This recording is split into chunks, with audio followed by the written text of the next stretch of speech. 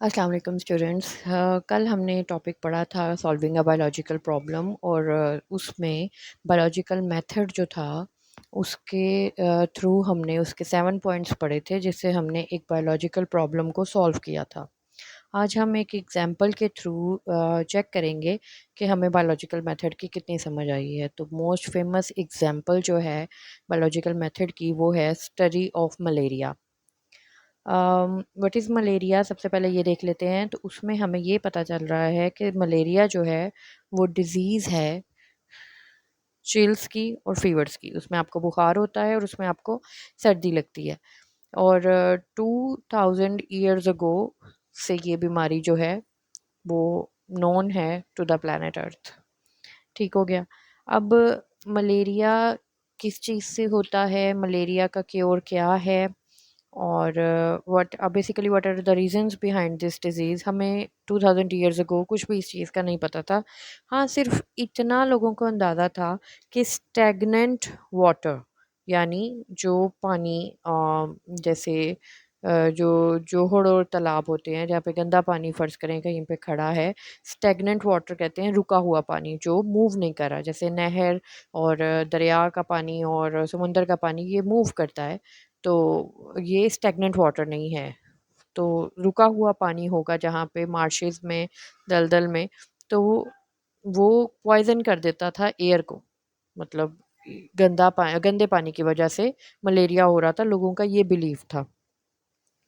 लेकिन ऑब्वियसली ये चीज़ ट्रू नहीं थी। अब इसी बेस के ऊपर जो इनका लॉजिक था कि ये जो स्टैग्नेंट वाटर है और वो पॉइज़न कर रहा है एयर को, तो इटालियन वर्ड मलेरिया इन्होंने उसको नाम दिया जिसका मतलब है माला मीन्स बैड एंड एरिया means air.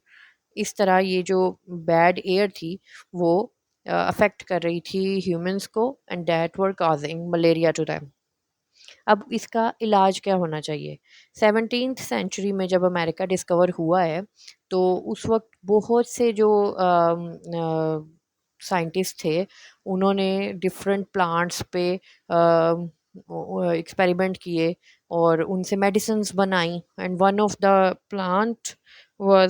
One of the tree actually was क्वीना क्वीना। इट वाज़ नेम्ड क्वीना क्वीना।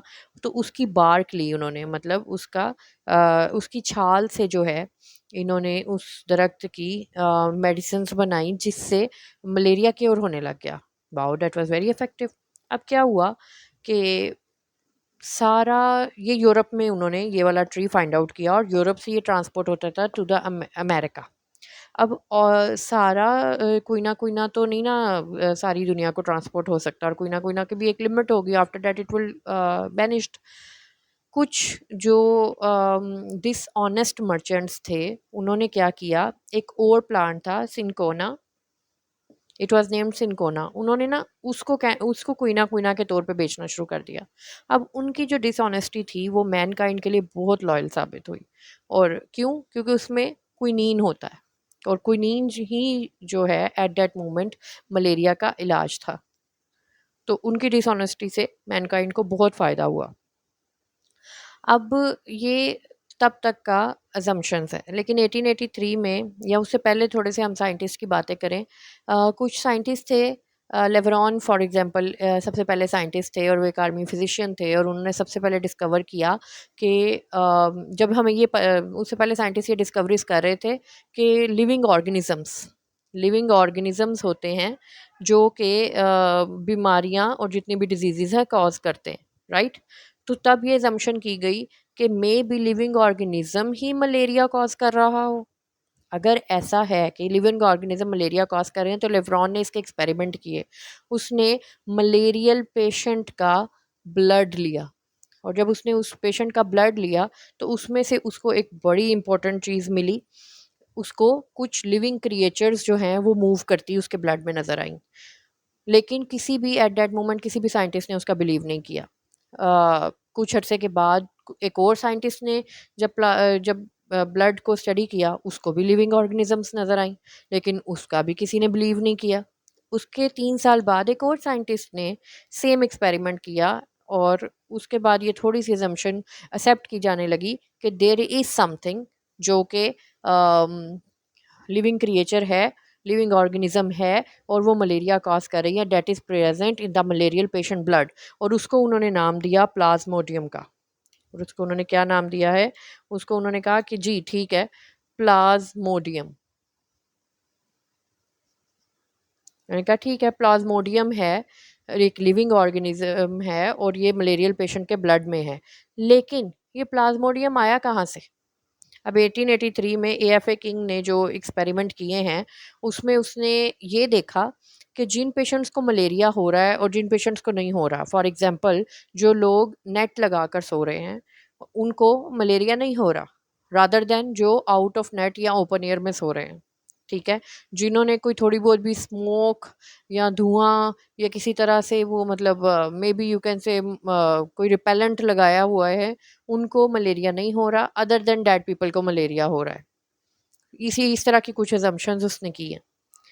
तो उससे ये साबित हुआ कि प्लाज्मोडियम जो मलेरियल पेशेंट के ब्लड में है उसका कोई कैरियर है, उसको कोई चीज़ ट्रांसपोर्ट कर रही है। अब यहाँ से आप बायोलॉजिकल मेथड का तरीका देखें कि सबसे पहले हमें एक बायोलॉजिकल प्रॉब्लम मिल गई कि मलेरिया हो रहा है, ठीक हो गया। उसके बाद आइडेंटिफाई कर लिया आपने कि ये प्रॉब्लम है, उसके बाद आपने अजम्पशंस भी कर लिए। अब आपका टाइम आ गया हाइपोथेसिस का। हाइपोथेसिस में आप क्या कर रहे हैं कि पहला हाइपोथेसिस ये है कि Plasmodium is the cause of malaria. ये अभी हाइपोथेसिस है और ये एक टेंटेटिव हाइपोथेसिस है जो हमने कल वाले लेक्चर में भी पढ़ा था, पिछले लेक्चर में, कि it can be true, it can be false. ठीक है, ये हाइपोथेसिस सही भी हो सकता है और ये हाइपोथेसिस गलत भी हो सकता है। अब ये प्लाज्मोडियम कहाँ से आया, इसके लिए जो है ये अजम्पशन जो एएफए किंग ने की उसके बाद पता लगा कि मे बी मॉस्किटो जो है वो कैरियर है प्लाज्मोडियम का, जिसकी वजह से मलेरिया हो रहा है पेशेंट्स को। अब डिडक्शंस करनी है, रिजल्ट लेना है। रिजल्ट के लिए ये सारी जब हमारे पास हाइपोथेसिस आ गए तो इसका रिजल्ट ये निकला कि मॉस्किटो में प्लाज्मोडियम है उसके सलाइवा में, जो कि मलेरियल पेशेंट्स को ट्रांसफ़र हो रहा है। नेक्स्ट स्टेप क्या है बायोलॉजिकल मेथड का? एक्सपेरिमेंट। अब एक्सपेरिमेंट किए गए, 100 पेशेंट्स लिए, ऑलमोस्ट सब मलेरियल पेशेंट्स के ब्लड में प्लाज्मोडियम था, तो ये तो ठीक हो गया कि Plasmodium is the cause of malaria and mosquito वो कॉज कर रहा है, ये भी हमें पता चल गया। अब यही 1880s की दहाई में ये जो रोनाल्ड रोज है ना, इसने क्या किया कि फीमेल एनाफिलिस मॉस्किटो को उसने एक ये मॉस्किटो लिया और इससे इसने बाइट करवाया मलेरियल पेशेंट को। अब जब इसने मलेरियल पेशेंट को बाइट करवाया है तो मलेरियल पेशेंट के ब्लड में प्लाज्मोडियम होगा, ठीक हो गया। कुछ दिनों के बाद इसने इस फीमेल एनाफिलिस मॉस्किटो को कत्ल कर दिया, मार दिया, और उसके स्टमक में इसको प्लाज्मोडियम मिला, यानी कि ये चीज़ मलेरियल पेशेंट प्लाज्मोडियम उस मॉस्किटो को ट्रांसफ़र किया था, ठीक हो गया। अब जो फर्दर एक्सपेरिमेंट चल रहे हैं उसमें ये चाह रहे थे कि एक मॉस्किटो जो है ह्यूमन को बाइट करे तो हमें पता लगेगा प्लाज्मोडियम वो इसमें ट्रांसफ़र कर रहा है। ऑब्वियसली हम ह्यूमंस को इतनी डेडली डिजीज़, जबकि अभी इसका कोई सोल्यूशन भी नहीं निकला है, तो हम इसके लिए उसको नहीं यूज़ कर सकते ह्यूमंस को। डेट्स वाई साइंटिस्ट ने स्पैरोज़ को यूज़ किया और उन्होंने एक क्यूलिक्स मॉस्किटो को बाइट करवाया स्पैरो को, तो ऑब्वियसली इसमें प्लाज्मोडियम आ गया। अब यहाँ पे एक्सपेरिमेंट्स हो गए हैं, हमारा हाइपोथेसिस ट्रू हो गया कि मॉस्किटो कॉजेज मलेरिया और Plasmodium is the cause of malaria, ठीक हो गया, और मॉस्किटो हैव दैट प्लाज्मोडियम। अब जब भी कोई हाइपोथेसिस इतने एक्सपेरिमेंट्स के बाद ट्रू होता है तो वो एक थ्योरी बन जाती है, ठीक है। अब थ्योरी जब कंटिन्यूसली एक मुल्क के साइंटिस्ट कर रहे हैं, दो मुल्क के साइंटिस्ट उस पर एक्सपेरिमेंट कर रहे हैं और वो एक अनडिनाइबल ट्रुथ है, तो वो लॉ बन जाता है, लॉ या प्रिंसिपल। लॉ या प्रिंसिपल का मतलब है कि अब इसको कोई चेंज नहीं कर सकता, it is an undeniable truth of universe.